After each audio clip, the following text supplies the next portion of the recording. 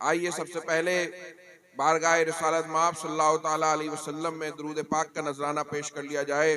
पढ़िए अल्लाहुम्मा सल्ली अला सय्यिदना व मौलाना मुहम्मद मादिल जूद वल करम व आलि व बारिक व सल्लिम सलातु व सलामुन अलैका या रसूलल्लाह सल्लल्लाहु ताला अलैहि वसल्लम।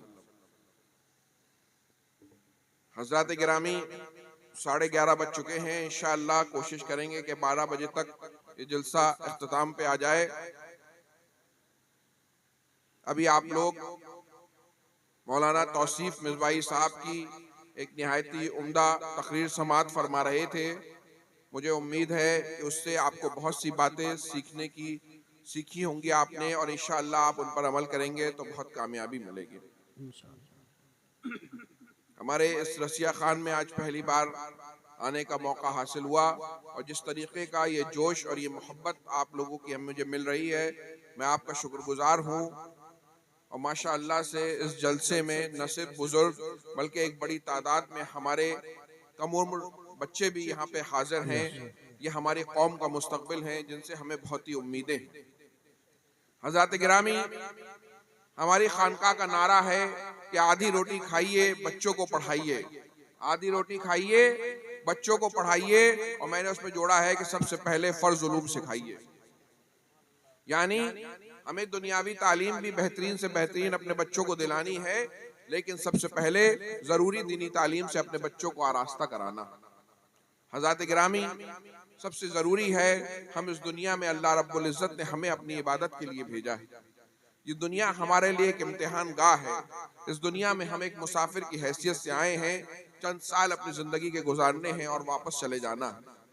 तो हज़रात गिरामी, ऐसे में इस दुनिया में किस तरीके से रहना है, उसमें सबसे पहले ये जानने की ज़रूरत है कि हम अपने रब को पहचाने, रसूल पाक सल्लल्लाहु ताला अलैहि वसल्लम को पहचाने, और हम ये जाने कि इस दुनिया में हमारे आने का मकसद क्या है। तो उसके लिए हमें अपने दीन की बुनियादी बातों को जानना बहुत ज़रूरी है। मैं ये नहीं कहता कि हर आदमी हर बच्चा या हर बच्ची को हम आलिम या आलिमा बना सकेंगे, लेकिन हर किसी को कम से कम इतना दीन आना ज़रूरी है जो उसकी ज़रूरत के लायक है। उसके लिए हमें कोशिश करनी होगी। हमें जानना चाहिए कि अल्लाह रब्बुल इज्जत के बारे में हमें क्या अकायद रखने हैं, रसूल पाक सल्लल्लाहु ताला अलैहि वसल्लम के बारे में क्या अकायद रखने हैं, सहाबा के बारे में क्या अकायद रखने हैं, हमें अपनी नमाजें कैसे पढ़नी है, हमें अपने रोजे कैसे रखने हैं, हमें जो है ज़कात कैसे देनी है, हज कैसे करना है, अपना बिजनेस कैसे करना है, निकाह और तलाक के मसाइल जानना, और ये चंद चीज़ें जानना बहुत ज़रूरी है। अगर हम रोज आधे घंटे भी इस पे लगाएंगे तो इंशाअल्लाह 6 महीने में, 1 साल में ज़रूरत भर की दीनी मालूमात हमें हो जाएगी। तो हज़रात गिरामी, सबसे पहले हमें अपने बच्चों को ज़रूरी दीनी उलूम सिखाना है। आप सोचिए कि हम इस दुनिया में आते हैं और आके एक वक्त गुजार के चले जाते हैं, लेकिन न जाने एक अक्सरियत ऐसे भाइयों की है जो न नमाज पढ़ना जानती है, न रोज़ा रखने के मसाइल जानती है, न अपने दूसरे मसाइल जानती है, और यूं ही ज़िंदगी से गुजर जाते हैं। सोचिए, जब हम अमल कर रहे हैं और अमल के बारे में जानते ही नहीं है तो वो अमल कैसे कबूल होगा। अल्लाह रब्बुल इज़्ज़त माफ़ करने वाला है, वो तमाम हमारे गुनाहों को माफ़ फरमाए और हमारी कम अमालियों के बावजूद हमारी बख्शिश फरमा दे। हज़रात गिरामी, ज़रूरी इल्म दीन के बाद हमें अपने बच्चों को बेहतरीन से बेहतरीन तालीम देनी है, जो आपकी खानका का नारा है कि आधी रोटी खाइए बच्चों को पढ़ाइए। यानी चाहे आप अपनी जो है पेट काटें, लेकिन तालीम के जेवर से अपने बच्चों को आरास्ता कराइए।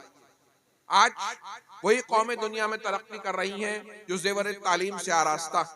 एक जमाना था जब हमारी कौम भी अपने रसूल सल्लल्लाहु ताला अलैहि वसल्लम के फरमान पे अमल करती थी, कुरान के पैगाम पे अमल किया करती थी, और हम इल्म के गिरविदा हुआ करते थे, इल्म के पीछे भागा करते थे, इल्म के लिए कोशिशें किया करते थे। फिर पूरी दुनिया हमारी गुलामी किया करती थी, हम पूरी दुनिया की क़यादत और रहनुमाई किया करते थे, और पूरी दुनिया की सरदारी मुसलमानों के हाथों में हुआ करती थी।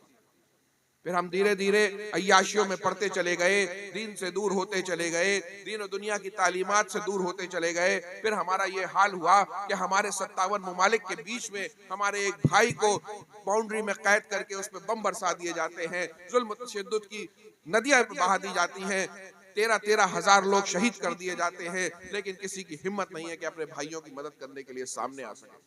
उसकी वजह यह है कि हमने, उसकी एक अहम वजह यह है कि हमने इल्म के दामन को अपने से हाथ से छोड़ दिया है, और आज हम इतने कमजोर और लाचार और इतने मजलूम हो चुके हैं कि आज हमारी ये हिम्मत नहीं है कि हम किसी जालिम और जाबिर के सामने खड़े होकर कुछ बोल भी सके।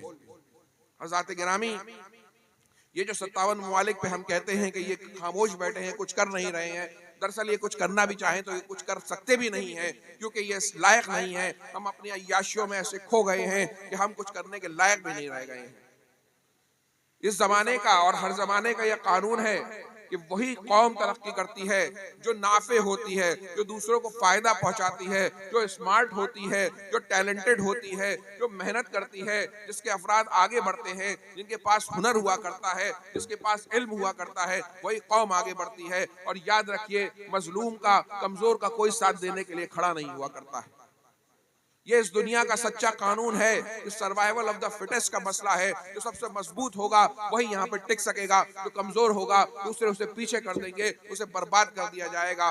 तो इसलिए जिन कौमों ने आज देखिए टेक्नोलॉजी इख्तियार की, साइंटिस्ट पैदा किए, बिजनेसों पे कब्जे किए, पूरी दुनिया के मीडिया को अपने कब्जे पे ले लिया, आज वो कौमें जालिम होने के बावजूद भी उनके साथ दुनिया के उनके दूसरे जालिम खड़े हुए हैं, और मुसलमानों की कौम सच्ची पे होने के बावजूद भी कमजोर खड़ी हुई है। लेकिन उन फिलिस्तीन वालों की माशाल्लाह ये ईमानी हरारत है कि वो दुनिया की अजीम ताकतों के सामने वो मुट्ठी भर लोग उनका मुकाबला किए जा रहे हैं। ये उनकी ईमान की कुव्वत है कि किस तरीके से आंखों में आंखें डाल के उनके ऊपर बात कर रहे हैं, और बैतुल मुकद्दस को उनके जो है हवाले नहीं कर रहे हैं, अपनी जानों के नजराने तो पेश कर दे रहे हैं, लेकिन उस पाक सरजमीन को छोड़ के जाने को तैयार नहीं है। लेकिन जब उन वीडियोस को हम देखते हैं, रोज बरोज शहादत देखते हैं, अपने भाइयों को तड़पता हुआ देखते हैं, तो दिल खून के आंसू रोता है। और यही बात जहन में आती है कि काश हमारी कौम भी दोबारा तालीम की तरफ आ जाए। जो वहां पर हालात हैं वही पूरी दुनिया में हालात हैं, और हमारे यहाँ के हालात भी कुछ जो आप लोग बेहतर जानते हैं क्या हालात चल रहे हैं। यकीन मानिए, अगर हमें इस मुल्क में इज्जत से रहना है तो हमें अपने आप को तालीम के मैदान में आगे करना होगा। ये जो हमारे नौजवान बच्चे बैठे हुए हैं, इनके बारे में हमसे सवाल होगा। आज भाइयों बहनों के फोन आते हैं जो बे औलाद होते हैं। यहाँ भी बहुत से बच्चों भाइयों ने औलाद के लिए दुआ कराई, अल्लाह ताला हर बे औलाद को साहिब औलाद कर दे, आमीन। लेकिन जिन्हें अल्लाह रब्बुल इज्जत ने ये औलाद का कीमती दौलत अता फरमाई है, ये बेटे और बेटियां अता फरमाए हैं, ये हमें रहमत दी गई है, इसे जहमत ना बनाएं। हमारा एक एक बच्चा हमारे लिए जो है एक नगीना है, और हमें इसे तराशना है। एक एक बच्चा इस कौम का एसेट है, ये एक एक बच्चा इस कौम की बड़ी सी दौलत है। हमें अपने बच्चे को दीनी और दुनियावी तालीम देनी होगी, बेहतरीन तरबियत देनी होगी, ताकि आगे आने वाले ज़माने में हमारे बच्चे अपना सर्वाइवल कर सकें, अपने आप को महफूज रख सकें, अपनी कौम की हिफाजत कर सकें, अपने बूढ़े माँ बाप की हिफाजत कर सकें, अपने बिजनेस की, अपने मकानों की, अपनी दुकानों की, अपनी खानकाहों की, अपनी मदारिस की, अपनी मस्जिदों की, अपने ईमान की, अपनी जान की हिफाजत कर सकें। हज़रात गिरामी, ये कौम का एक ऐसा वक्त है, इस वक्त सबको बैठ कर सोचना होगा। और क्या अब भी हम मुसलमान जागेंगे नहीं, और अब भी हम इस बात पे नहीं सोचेंगे कि हम किस हाल में आ गए हैं और हम कैसे थे। मैं आपको बता दूं कि हमारे यहाँ इल्म की ऐसी ऐसी यूनिवर्सिटियां हुआ करती थी कि आज ऐसी यूनिवर्सिटियां मौजूद नहीं है। बगदाद में जो मदरसा निज़ामिया था, जहाँ पे हजरत इमाम गजाली जहाँ पर प्रिंसिपल हुआ करते थे, या ऐसे ऐसे यूनिवर्सिटियां थी कि कहा जाता था कि देखने से ऐसा मालूम होता था कि ये कोई स्कूल या कॉलेज नहीं बल्कि एक पूरा शहर है, जहाँ पर कमरे ही कमरे हुआ करते थे। एक एक हॉल ऐसा हुआ करता था कि 10-10 हजार लोग उस हॉल में जमा हो जाते थे। आज बताइए, कोई यूनिवर्सिटी हमारे या गैरों के पास कोई ऐसी यूनिवर्सिटी या हॉल है जिसमें एक वक्त 10,000 लोग बैठ जाएं? तो सोचिए, मुसलमानों ने तालीम को अपने दिल से कैसा लगाया हुआ था। एक एक हॉल ऐसा हुआ करता था कि जिसमें 10-10 हजार लोग बैठ जाया करते थे। आप सोचिए कि 1,500-2 हजार लोग हैं तो 10,000 लोगों का हॉल कितना बड़ा होता होगा। जी बेशक। हज़रात गिरामी, और उस मदरसों के अलावा भी इन शहरों में 25-25, 20-20 दूसरे बड़े मदरसे भी हुआ करते थे। हर मस्जिद में एक लाइब्रेरी हुआ करती थी। हमारे शहरों में ऐसी ऐसी लाइब्रेरियां हुआ करती थी जिसमें 18-18, 20-20 लाख किताबें हुआ करती थी, जिसमें 18-18 हॉल बना के हुआ करते थे। लोग आकर उसमें किताबें का मुताला किया करते थे। हम एक पढ़ने वाली कौम थे, जो पढ़ता है वो आगे बढ़ता है। मौलाना भी अभी यही फरमा रहे थे। मैं दोबारा उसी मैसेज को आपको दे रहा हूँ कि ऐसी ऐसी लाइब्रेरियां हुआ करती थी कि जिनकी फहरिस्त बनाने के लिए 44 किताबों में तो उनकी फहरिस्त तैयार हुआ करती थी। यानी कोई अगर बंदा आए और उस लाइब्रेरी से उसे किताब ढूंढनी है तो उस ढूंढने के लिए जो तमाम किताबों की लिस्ट बनाई जाती थी वो लिस्ट ही 44 किताबों के अंदर आती थी। आप सोचिए हम कैसी पढ़ने वाली कौम हुआ करते थे। हमारे जो खुलाफा हुआ करते थे, उनके जो कारिंदे होते थे वो पूरी इस्लामी दुनिया में फैले हुए करते थे। वो पूरी दुनिया में अशरफियों की थैलियां लेके फैल जाया करते थे। जहां पर कोई अच्छी किताब मखतूता मिल जाता था वहां मुंह मांगे दाम देके खरीद के ले आते थे, बगदाद में ले आते थे और वहां उस किताब का तर्जुमा कर दिया जाता था और मुसलमानों के हवाले कर दिया जाती थी। फिर मुसलमान उलमा और मुसलमान दानिश्वर उन्हें पढ़ के अपने इल्म में इजाफा कर लिया करते थे। अगर पूरी दुनिया में कहीं कोई काबिल किसी भी कौम का आलिम या जानने वाला मैथमेटिशियन ज्योग्राफर हुआ करता था तो हमारे बादशाह वहां के बादशाह से कहलाते थे कि मैं तुम्हें इसके बदले में इतने लाख और करोड़ रुपए दे देता हूं, तुम इस आलिम को मेरे दरबार की जीनत बना दो। आप सोचिए हम इल्म की कितनी कदर किया करते थे। अगर कोई आलिम किसी किताब का तर्जुमा कर दिया करता था तो खुलफा उसे सोने से तोल दिया करते थे। सोचिए सोने से तोल के उसको इतना पैसा दे दिया करते थे, बिल्कुल उन्हें फारगुल बाल कर दिया करते थे और हम इल्म हासिल करते थे। और आज वही जो यहूदियों ने कर रखा है कि टेक्नोलॉजी पे इल्म पे अपना कब्जा कर लिया है तो पूरी दुनिया पे काबिज हो गए हैं। एक जमाने में हम भी ऐसे हुआ करते थे। हज़रात गिरामी, अगर आज भी हम अपनी पुरानी रविश पे आ जाएं तो आप यकीन मानिए जब मुसलमान किसी चीज के लिए कोशिश करता है तो दूसरी कौमों के मुकाबले में वो जल्दी उसे पालेगा, क्योंकि उसके साथ अल्लाह रब्बुल इज्जत का खुसूसी करम शामिल होगा। वो इबादत के तरीके से उसे करेगा। आज हमें भी जरूरत है कि वापस हम अपने उसी रास्ते पर चले और इल्म को हासिल करें। मैं अपने बच्चों से कहना चाहता हूँ, तुम यहाँ मौजूद हो, अल्लाह ताला ने तुम सबको इस लायक बनाया है कि तुम लोग स्कूलों में और मदरसों में पढ़ते हो। अपने टाइम को बर्बाद मत करो। ये टाइम जो है ये बहुत अहम चीज हुआ करती है। मेरे एक टीचर थे, वो कहते थे कि this time you are wasting the time and the time will come when time will waste you. इस वक्त आप जो हैं अगर वक्त को बर्बाद कर रहे हैं तो एक वक्त ऐसा आएगा कि वक्त आपको बर्बाद कर देगा। मेरे बच्चों, अगर तुम 6 घंटे के लिए स्कूल जाते हो तो ध्यान से अपने टीचर की बात सुनो, अपनी किताबों को पढ़ो। घर पे आने के बाद एक आध घंटा कुछ खेल लो, लेकिन अपने घर में किताबें पढ़ो, चीजों को सीखो, मैथ्स को मजबूत करो, अपनी दीनी तालीम को मजबूत करो और इस नियत से करो कि मैं इंशाअल्लाह कोई आदमी मुझ में जो है आलिम दीन बनेगा, कोई आदमी साइंटिस्ट बनेगा, कोई आईएएस ऑफिसर बनेगा, कोई आईपीएस ऑफिसर बनेगा, कोई मीडिया में जाएगा, कोई जो है वकील बनेगा, कोई जो है बिजनेसमैन बनेगा, कोई पॉलिटिशियन बनेगा। और हम इसलिए बनेंगे कि हमें अपनी कौम की खिदमत करनी है, अल्लाह और रसूल के बंदों की खिदमत करनी है, हमें अपनी कौम को तरक्की देनी है, अपने माँ बाप की इज्जत को बढ़ाना है। हम इस नियत से पढ़ेंगे तो इंशाअल्लाह जब तुम किताब उड़ा के कुछ पढ़ोगे तो तुम्हें सवाब मिलेगा और तुम्हारी ये पढ़ाई भी इबादत में शामिल हो जाएगी। सबसे पहले बेटा अपने आप को दीन में मजबूत करो, उसके आगे वहाँ के दुनियावी तालीम में अपने आप को मजबूत करो। ये रसिया खान तुम्हारा जो इलाका है सिर्फ दुनिया यही नहीं है, दुनिया इससे बाहर भी बहुत कुछ दुनिया है और ये दुनिया बहुत मुश्किल दुनिया है। जब आप बड़े होंगे तो आपको बाहर जाना होगा, बाहर के हालात अच्छे नहीं हैं, उसके लिए अपने आप को मजबूत करके बाहर निकलो।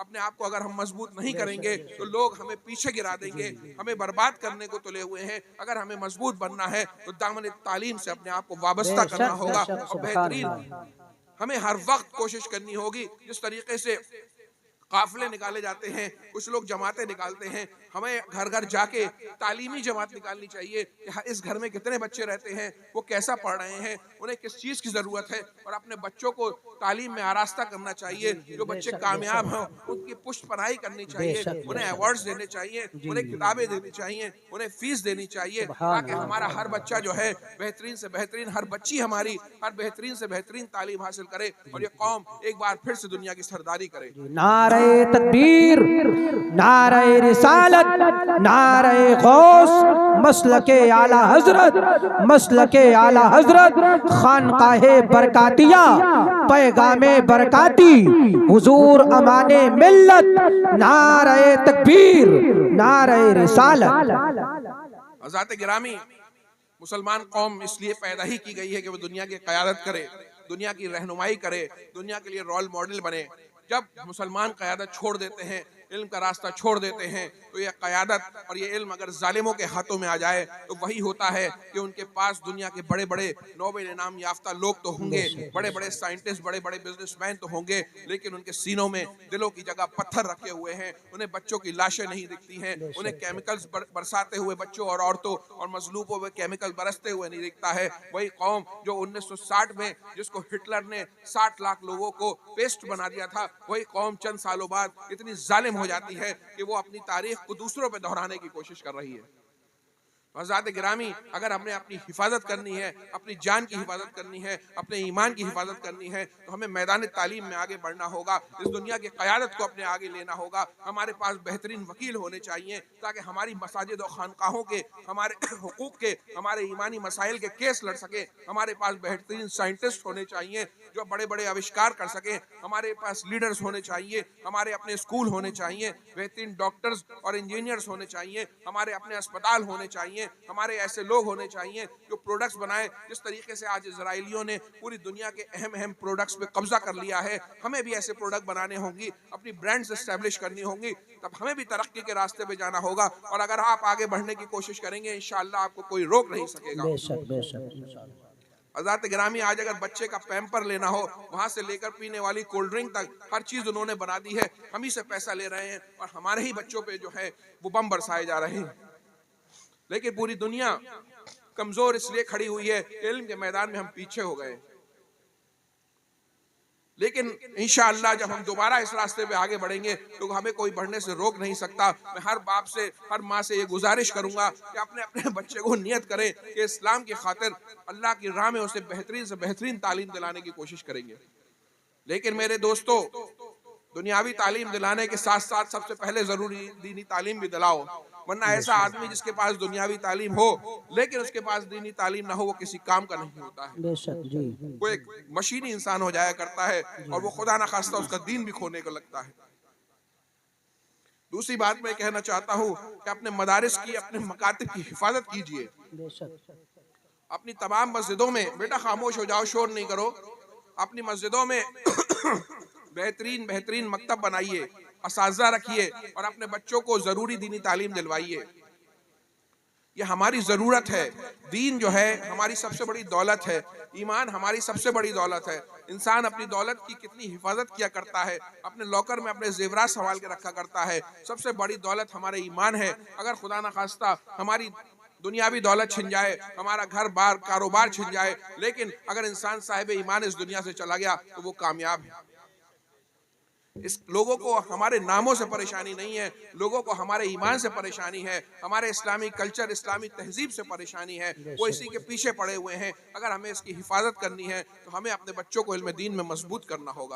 अपनी मसाजिद में जितने भी मकातिब हैं वहाँ अच्छे अच्छे उस्ताद रखिए, असातिज़ा की खिदमत कीजिए, उनको अच्छी अच्छी तनख्वाहें दीजिए और अपने बच्चों को दीनी तालीम सिखवाइए। वरना यकीन मानिए वो बच्चे किसी काम के नहीं रहेंगे। वो सिर्फ तादाद में तो होंगे लेकिन वो एक बेहतरीन मुसलमान नहीं होंगे। वो आपका बुढ़ापा भी खराब करेंगे और अपना मुस्तकबिल भी खराब करेंगे और अपनी कौम को भी ले डूबेंगे। तो हमें अपने मकातिब को मजबूत करना है। और मैं हर जगह कहता रहता हूँ, ये जो मदारिस इस्लामिया हैं ये इस कौम की रीढ़ की हड्डी है। जिस तरीके से एक बदन में एक रीढ़ की हड्डी हुआ करती है, वही ये कौम में मदारिस इस्लामिया का हाल है। जिस कौम के मदारिस कमजोर हो जाएंगे, जिस जिस मुल्क में मदारिस खत्म हो गए, उस मुल्क में धीरे धीरे इस्लाम भी खत्म होता है। आज हमारे मदारिस को कमजोर करने की कोशिश की जा रही है। ए कौम मुस्लिम, दूसरों से उम्मीद मत लगाओ कि वो आके तुम्हारे हाल पे अच्छा करेंगे, बल्कि खुद अपने मदरसों को बहुत मजबूत बनाओ। अंदर से इतने मजबूत बन जाओ कि बाहर से तुम्हारा कोई बाल भी बीका ना कर सके। ये जो मदारिस हैं ये इस कौम की जान है। अपने मदरसों में बेहतरीन उस्ताद रखिए, उसमें बेहतरीन फैसिलिटीज़ प्रोवाइड करिए। अपने बच्चों और बच्चियों को मदरसों में पढ़वाइए ताकि उनके दुनियावी उलूम के साथ साथ दीनी उलूम भी अच्छे रहे। तो मैंने आपको बताया कि ज़रूरी इल्म दीन सीखना ज़रूरी है, बच्चों को दुनियावी तालीम में मजबूत करना ज़रूरी है और अपने मदारिस और मकातिब को मजबूत करना ज़रूरी है। उलमाए कराम की इज्जत कीजिए, उलमाए कराम के पीछे चलिए। अगर ये कौम सही उलमाए कराम के पीछे चलेगी तो कामयाब होगी इंशाअल्लाह। अपना माशरा ऐसा बनाइए कि हम एक दूसरे पे जुल्म ना करें। हम बुजुर्गाने दीन के मानने वाले हैं, हम बुजुर्गाने दीन के मानने वाले हैं। बुजुर्गाने दीन का जो मानने वाला होता है वो कभी नमाज नहीं छोड़ेगा। नमाज अहमुल इबादात। बेशक हज़रात गिरामी, अगर हम अपने रब के सामने 5 बार झुक भी नहीं पा रहे हैं तो हम कितने सच्चे हैं, आप सोचिए। बेशक नमाजों की पाबंदी करिए। अगर हम अपने आप को सुन्नी कहते हैं, मसलके आला हजरत का पाबंद कहते हैं, तो आला हजरत की तो वो जात थी कि वो नमाज तो क्या जमात भी तर्क नहीं किया बेशक करते थे। बेशक डॉक्टर ने कहा कि मैं जो हूँ आपके पाँव का ऑपरेशन कर दिया है, अब अगर आप कुछ दिन के लिए नमाज की जमात में नहीं हाजिर होंगे तो जल्दी सही हो जाएगा, और अगर जो है आप नमाज में जाएंगे तो उसमें काफी वक्त लगेगा। अगली नमाज में लोगों ने देखा कि आला हजरत जो है घिसट घिसट के मस्जिद की तरफ जा रहे हैं। सुभान अल्लाह सुभान फिर अल्लाह। उनके खानदान वालों ने तय किया कि हम हर नमाज में एक कुर्सी लाया करेंगे, आला हजरत उस पर तशरीफ फरमा होंगे, हम उन्हें उस कुर्सी पे मस्जिद में ले जाया करेंगे, हजरत नमाज अदा करेंगे, फिर वापस ले आया करेंगे। तो आपका इमाम का तो ये हाल है कि पैर का ऑपरेशन हुआ है, डॉक्टर मना कर रहा है जमात में हाजिर ना हो, और इमाम जो है मस्जिद में जाने की उनके अंदर ये तड़प है, और उनके मानने वाले अगर नमाज ना पढ़े तो सोचिए हम किस बात के बेशक इमाम का नारा बेशक लगा रहे हैं। आपस के माहौल को बहुत अच्छा करिए, अपने घर के माहौल को दीनी बनाने की कोशिश करिए। हमारे घर का माहौल इमाम साहब आके दीनी नहीं बनाएंगे, हमें खुद अपने घर के माहौल को दीनी बनाना होगा। बेशक हम चाहें कि हमारा बच्चा सच बोले, हमारा बच्चा नमाजी हो, और हम घर में गालियां बक रहे हो और झूठ बोल रहे हो और लोगों को जो है धोखे दे रहे हो, तो हमारा बच्चा कामयाब नहीं होगा। हज़रत गिरामी, सबसे पहली शर्त है कि बच्चे के मुंह में हलाल रिस्क डालो। बेशक बेशक हराम माल से पला हुआ बच्चा कभी तुम्हें कामयाबी नहीं होगा। तुम्हारे लिए यहाँ भी नुकसानदेह होगा, बुढ़ापे में भी नुकसानदेह का होगा, और तुम्हारे जाने के बाद वो तुम्हारे साले सवाब भी नहीं करेगा। जो खुद ही दीन पे न चल रहा हो, जो खुद ही नमाज ना पढ़ रहा हो, उसे कब याद आएगा कि वो मरे हुए माँ बाप का इसाले सवाब करे। कम से कम अपने इसाले सवाब के लिए अपने औलाद की बेहतरीन तरबियत कर दे। बेशक हज़रत गिरामी, हमें अपने घरों के माहौल को दीनी बनाना है, उसके लिए कोशिशें करनी है। हमारे भाई लोग तो जुमे में आते हैं और तकरीरें सुना करते हैं। मैं आपसे कहता हूं कि हमारी बहनों के लिए, बेटियों के लिए कम से कम हफ्ते में नहीं तो कम से कम 15 दिन में लेडीज इज्तिमा का इनकाद किया करिए। बहुत से भाइयों के पास बड़े बड़े हॉल होंगे या स्कूल के कमरे खाली होते होंगे। बहुत से लोगों के तो यहाँ दालान इतने बड़े बड़े हैं कि 200-200 लोग उसमें आ जाएं। हर हफ्ते या हर 15 दिन पर किसी आलिमा को बुलाकर बहनों का इज्तिमा कराया करिए। जब बहनों के कानों में दीन की बात पड़ेगी और बहनें बहनों को बताएंगी, और उनका जहन जो है, ये बच्चियां बैठी हैं हमारी, जब इनके जहन इस्लामी होंगे तो ये कौम समझ जाएगी, हमारे नस्ब समझ जाएंगे, हमारे इज्जत व आबरू की हिफाजत हो जाएगी। हम ये कहते हैं कि आज हमारी बच्ची ऐसी चली गई, वैसे चली गई, उसके कहीं ना कहीं हम भी जिम्मेदार हैं कि हमने अपने घरों के माहौल को दीनी नहीं बनाया है। हमें अगर बच्ची की भी हिफाजत करनी है तो अपने बच्चे की भी हिफाजत करनी है, खुद की भी हिफाजत करनी है। अपने घरों के माहौल को दीनी बनाओ, अपने बच्चों का रिश्ता अल्लाह और उसके रसूल से मजबूत कर दो। इंशाअल्लाह ये जो मोहब्बत है अल्लाह और उसके रसूल की, चाहे वो दुनिया में कहीं भी चले जाएं, वो भटकेंगे नहीं, ना अपने मजहब से भटकेंगे, ना अपने अकीदे से भटकेंगे। इंशाअल्लाह अपने बच्चों को मजबूत करिए, इज्तिमात को आम करिए, अपने मकातिब को मजबूत करिए, अपने मदारिस को मजबूत करिए, बच्चों को हलाल कमाई खिलाइए, दीनी और दुनियावी तालीम में बेहतरीन से बेहतरीन उन्हें दिलाएं। उलमाए इकराम की इज्जत कीजिए, रसूल पाक सल्लल्लाहु ताला अलैहि वसल्लम से और बुजुर्गान दीन से अपनी गुलामी के रिश्ते को मजबूती से कायम रखें। बेशक हज़रत गिरामी, हम दूसरों के जुल्म पे नाराज होते हैं। आज हम खुद एक दूसरे पे ऐसा ऐसा जुल्म किए पड़े हैं। कोई किसी की जमीन मार के बैठा हुआ है, कोई किसी के पैसे मार के बैठा हुआ है, कोई किसी को अपनी बिरादरी में दबाने की कोशिश कर रहा है, कोई किसी को अपनी पॉलिटिकल पावर में दबाने की कोशिश कर रहा है, कोई किसी को अपने पैसे से दबाने की कोशिश कर रहा है।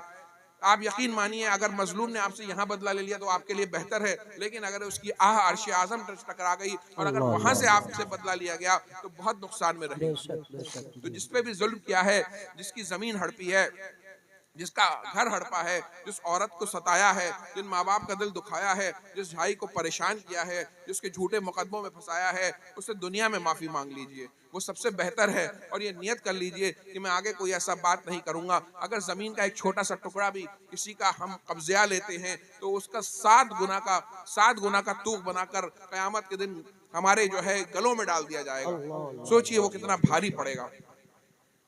हज़रत गिरामी, इस दुनिया में हम लोग एक मुसाफिर की तरह हैं। जिस तरीके से एक इंसान सफर करता है, आपको यहाँ से बम्बई जाना हो तो आप जो हैं 8-10 अटैचियाँ लेकर नहीं जाएंगे, बहुत रुपया पैसा लेकर नहीं जाएंगे, बल्कि ज़रूरत के 2-3 जोड़े रखेंगे और अपना टिकट कराएंगे, मुंबई के सफ़र पे जाएंगे, रास्ते में ज़्यादा लोगों से बातचीत नहीं करेंगे, सिर्फ अपने सफ़र पे ध्यान देंगे, मुंबई जाएंगे, अपना काम पूरा करेंगे और वापस लौट आएंगे।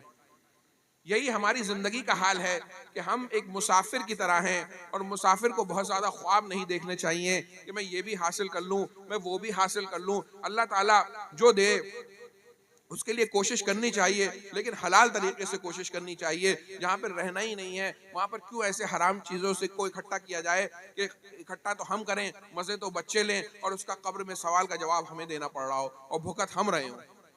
हज़रत ग्रामी आला हज़रत कैसा प्यारा फरमाते हैं कि हाय गाफिल वो क्या जगह है जहाँ 5 जाते हैं 4 फिरते हैं। बेशक बेशक। यानी वो कौन सी जगह है कि वहां जाते तो 5 हैं, फिर एक को छोड़ के वापस चले आते हैं। तो उसी जगह के लिए हमें मुस्तकिल तैयारी करनी है, तोशा आखिरत इकट्ठा करना है। वहां पर ना हमारा पैसा काम आएगा, ना हमारी पावर काम आएगी, ना हमारी बिरादरी काम आएगी, बल्कि वहां पर अपने ईमान काम आएगा, अपना जो है आमाल काम आएंगे। अपने आमाल इकट्ठा करते रहिए, अपने आमाल आगे भेजते रहा करिए, ताकि जब हम इस दुनिया से जाएं तो हमारे आमाल हमारे काम आए और हमारी मग़फ़िरत हो सके। बेशक सुभान अल्लाह। हज़रात गिरामी हमें कोशिश करनी है कि अपने अमाल को अच्छा करना है, अपनी इस्लाह करनी है। जो अल्लाह रब्बुल इज़्ज़त के प्यारे महबूब सल्लल्लाहु ताला अलैहि वसल्लम ने मना फरमा दिया उससे दूर रहना है। हमें शराब से, जुए से, बियर से, जिना से, झूठ से, जुल्म से और इस तरीके की चीज़ों से दूर रहना है और जिन चीज़ों का हुक्म दिया है उनके करीब आना है। माँ बाप की इज़्ज़त करनी है, उलमाए इकराम की इज़्ज़त करनी है, नमाजों की पाबंदी करनी है, खिदमत खल्क़ करना है। इसी तरीके से दुनिया में एक मोमिन रहता है कि उसको देख कर लोग कहते हैं कि जब ये मोमिन इतना अच्छा है तो इसका मज़हब कितना अच्छा होगा। बेशक सुभान अल्लाह। हज़रात गिरामी दुनिया की मुख्तलिफ कौमें इस तरीके इस वक्त चील की तरह हम पे झपटना चाहती हैं, हमें बर्बाद कर देना चाहती हैं और सिर्फ हमारा ईमान और हमारा इस्लाम है जिसके अगर हम मजबूती से कायम हों तो हम कामयाब रहेंगे, वरना हम बर्बाद हो जाएंगे। तो मैं आपसे बार बार यही कहता हूँ कि अपने आप को ज़रूरी दीनी तालीम में मजबूत करिए, फिर दुनिया की तालीम को हासिल करिए और दुनिया में आगे बढ़ने की कोशिश कीजिए। यही चंद बातें थी मैं अपने भाइयों से जो अर्ज करना चाह रहा था। और आजकल देखिए रोज किसी ना किसी के इंतकाल की, जवान इंतकाल की खबर सुनने में आती है। कल लोग बता रहे थे कि 6 लड़के एक शादी में आए वहां पे बरेली में और वो लौट रहे थे, रास्ते में शायद टक्कर हुई, गाड़ी में आग लग गई, 6 के 6 जवान लड़के जो हैं मुसलमान लड़के वो जो है इंतकाल कर गए। तो हज़रात गिरामी हम प्लान बनाते हैं कि मैं ऐसा घर बनाऊंगा, ऐसी फैक्ट्री बनाऊंगा, ये गाड़ी लूंगा, ऐसी शादी करूंगा, ये करूंगा, वो करूंगा। प्लानिंग भी अच्छी बात है, लेकिन हम अपने पूरे प्लान में अपनी मौत का प्लान नहीं रखते जो कभी भी आ जाती है। तो हमें अपनी मौत की भी तैयारी करनी चाहिए। रोज थोड़ी थोड़ी तैयारी करेंगे, उसके बावजूद बहुत सी कमियां रह जाएंगी, लेकिन वो रब रहमान है, वो अपने प्यारे महबूब के सदक़े में जब ये देखेगा कि ये बंदे ने इतनी तैयारी की है तो हमारी कोताहियों को माफ़ कर देगा। लेकिन अगर हम जो है दिलेर हो जाएं और हम जो है उसके बताए हुए अहकाम का मजाक उड़ाएं, तो आप सोचिए अगर हम अपने आखिरत की तैयारी ना करें तो हम क्या तोशा लेके इस दुनिया से जाएंगे। हज़रात गिरामी जवान जवान मौतें हो जाती हैं, आजकल तो लोग बूढ़े भी नहीं हो रहे हैं, ज़रा सा मोटरसाइकिल से जा रहे हैं, अभी एक्सीडेंट हुआ और इस दुनिया से चले गए। तो हमें फिक्र आखिरत करनी होगी। अपनी मौत को रोज़ याद करिए, अपनी मौत को याद करिए और अपनी मौत की तैयारी करिए। ये बातें हो सकता है थोड़ी कड़वी और सख्त लग रही हों, लेकिन हकीकत यही है कि इस दुनिया में जो आया है, जिस दिन से आया है उसकी ज़िंदगी का एक एक दिन कम होता जा रहा है और हमें नहीं मालूम है कि हमारे पास कितना वक्त बचा हुआ है। तो जितना भी वक्त बचा है वो गनीमत है, उसमें अपने अच्छे अमाल करो और अपनी आखिरत की तैयारी करो। अगर साहिब अल्लाह से दुआ करो, या अल्लाह, बुजुर्ग दुआ करते थे कि ईमान के साथ उठाना, ये बहुत बड़ी दुआ है। अगर इस ईमान की दौलत के साथ हम इस दुनिया से चले गए तो हम कामयाब होंगे। तो ईमान की दौलत के साथ इस दुनिया से जाने के लिए हमें कोशिश करनी होगी, अपने आप को दीन के साँचे में ढालना होगा, अपने दोस्त और अपने अहबाब भी बोल ढूंढने होंगे जो दीनी मिजाज रखते हों, अपने आप को उलमा के साथ रखना होगा, अपने घरों में दीनी माहौल बनाना होगा, ऐसा माहौल बनाना होगा कि हम दीन के रास्ते पे रहें और दीन के साथ ही इस दुनिया से जाएं। यही इस दुनिया में कामयाबी है। मैं आप सबको मुबारकबाद देता हूँ। आप इतनी दूर दूर से 80-80 किलोमीटर से, पूरनपुर से, बीसलपुर से, अकबरी से और न जाने कहां कहां से तशरीफ लाए, और हमारे रसिया खान के भाई तो यहाँ पे मौजूद ही हैं। मैं आप सबको मुबारकबाद देता हूँ कि आपने एक बेहतरीन जलसा कराया, एक बेहतरीन खतीब को बुलाया। अल्लाह ताला आपकी इस कोशिश को कबूल फरमाए, कहने सुनने में जो गलती हो उसे माफ़ फरमाए। अस्तगफिरुल्लाह रब्बी मिन कुल्लि ज़म्बि व अतूबु इलैह। अस्सलामु अलैकुम व रहमतुल्लाहि व बरकातुहू।